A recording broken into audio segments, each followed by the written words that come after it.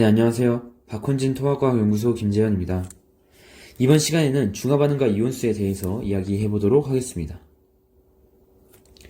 그림처럼 묽은 염산에 수산 나트륨 수용액을 계속해서 넣어주게 되면 중화반응이 일어남에 따라서 혼합용액 내부에 존재하는 이온의 종류와 개수가 조금씩 바뀌게 됩니다.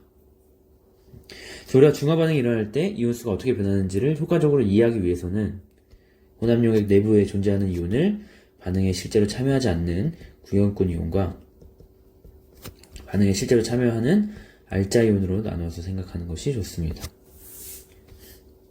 특히 구형권 이온 같은 경우에는 중화 반응이 얼마나 일어나는지와 관련없이 넣어준 개수 그대로 혼합 용액에 존재하기 때문에 가장 중요한 정보 중에 하나로 꼽히고 있습니다. 그림에 나와 있는 구형권 이온으로는 Na+와 Cl-가 있고 중화 반응의 알자 이온으로는 H+와 OH-가 있죠. 그래서 각 이온별로 어떤 변화가 나타나는지를 자세하게 보도록 하겠습니다. 우선 Cl- 같은 경우에는 처음에 존재하던 그 양 그대로 수나 나트륨을 얼마나 넣는지와 관련없이 항상 일정한 것을 확인할 수 있죠. Na+ 같은 경우에는 수나 나트륨 수용액을 얼마나 넣는지에 따라서 그 개수가 점점 증가하게 됩니다. 반면에 알자이온 같은 경우에는 H+와 OH-가 1대1로 만나서 물 분자를 형성하기 때문에 묽은 염산에 존재하던 H+의 개수가 다 사라지고 나서야 OH-가 모습을 드러내는 것을 알 수 있죠. 그래서 이온수 변화를 볼 때는 각 이온이 어떻게 변하냐 이것도 중요하지만 전체 이온수 변화가 어떻게 일어나느냐도 상당히 중요한 정보를 제공합니다.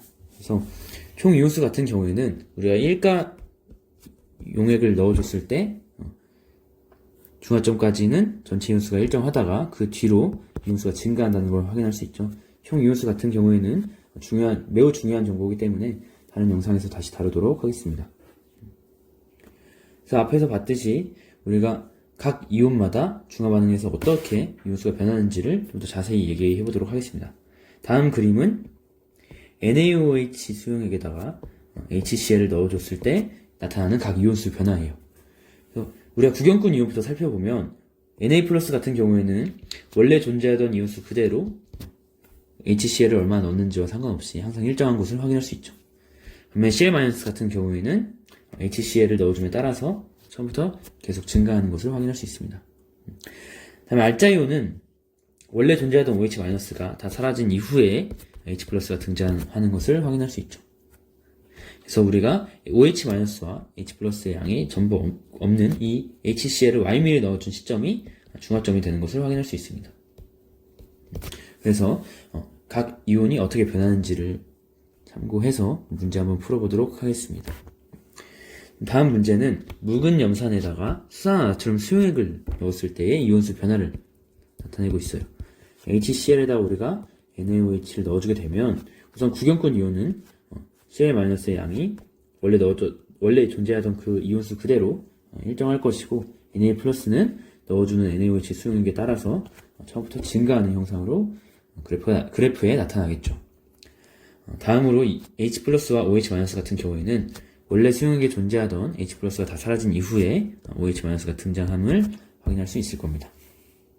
1번 가는 중화점이다. H+와 OH-가 둘 다 존재하지 않는 여기 지점이 중화점임을 알 수 있죠. 1번은 틀렸습니다. 2번 나의 페노프탈레인 용액을 떨어뜨리면 붉은색으로 변한다. 페노프탈레인이 붉은색으로 변하는 지점은 염기성이죠. 나 같은 경우에는 중화점을 의미하고 있으니까 틀렸습니다. 3번 기억은 Na+의 이온수 변화를 나타낸다. 맞는 설명이 되겠고 4번 니은은 H+가 아니라 Cl-의 이온수 변화가 되겠죠. 그리고 디귿번은 이온수가 중화점까지 감소하다가 그 이유는 보이지 않는 이온은 OH-가 아니라 H+가 돼서 틀렸습니다. 그래서 답은 3번이 되는 거죠. 다음 문제 보도록 하겠습니다.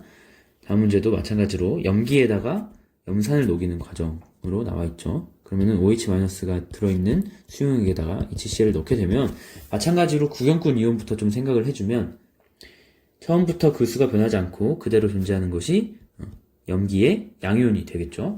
다음 염산을 넣어줌에 따라서 처음부터 계속 증가하는 이온이 Cl-.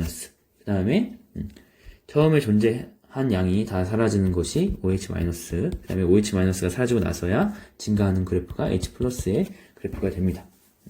지금 보면은 처음에 그 혼합 용액 이전 염기에 존재하는 OH-와 B의 몰수 비가 1대2인 것을 통해서 B가 이가 양이온임을 확인할 수 있겠죠.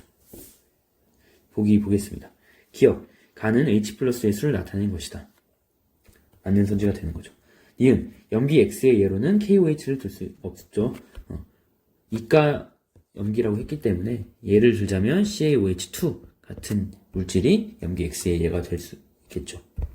다음 디귿번, 혼합용액의 전체 이온수는 아까 얘기했듯이 처음에 중하점까지는 항상 일정하다가 그 이후로 증가한다 그랬으니까 C의 혼합용액의 전체 이온수가 A의 혼합용액의 전체 이온수보다 크다 라고 이야기할 수 있습니다. 답은 기억과 디귿이 되는 거죠. 마지막 문제 보겠습니다. 마지막 문제도 마찬가지로 HCl에다가 NaOH를 조금씩 가할 때 구형꾼 이온의 입장부터 좀 생각을 해주면 처음에 있던 이온수 그대로 끝까지 존재하는 이온이 Cl-임을 알 수 있고 NaOH를 넣어줌에 따라서 시작부터 계속 증가하는 이온이 Na+ 이온의 그래프임을 알 수 있습니다. 지금 나 같은 경우에는 니은에서의 그림을 나타냈다고 했기 때문에 산성일 때의 그래프죠. 그렇기 때문에 HCl의 몰수가 NaOH의 몰수보다 많은 상태의 그림입니다. 그래서 지금 개수가 가장 많은 동그라미가 Cl-가 되겠고, 그 다음에 중화점에서는 NaOH가 30ml가 들어가는 걸 통해서 NaOH 30ml와 HCl 10ml에 들어있는 이온수가 동일하다라고 볼 수 있죠. 따라서 20ml에 들어있는 NaOH의 이온수는 3분의 2인 두 개가 되기 때문에 얘가 이 세모가 Na+가 되겠고 네모는 H+가 됨을 알 수 있는 거죠.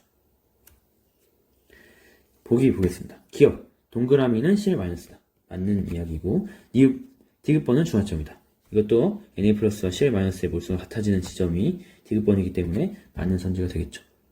같은 부피당 세모의 수는 기억과 디귿이 3대2다. 우선 10ml에다가 기억 같은 경우에는 10ml HCl에다가 NaOH 10ml를 넣어준 거기 때문에 부피가 총 20ml고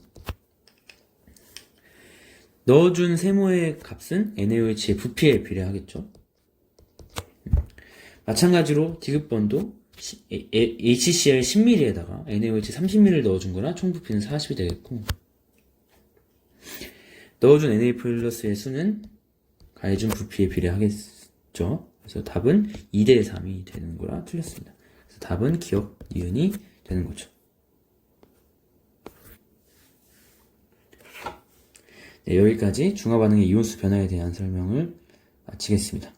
이 내용 꼭 기억해서 문제 한번 다시 풀어보시길 바라겠습니다. 감사합니다.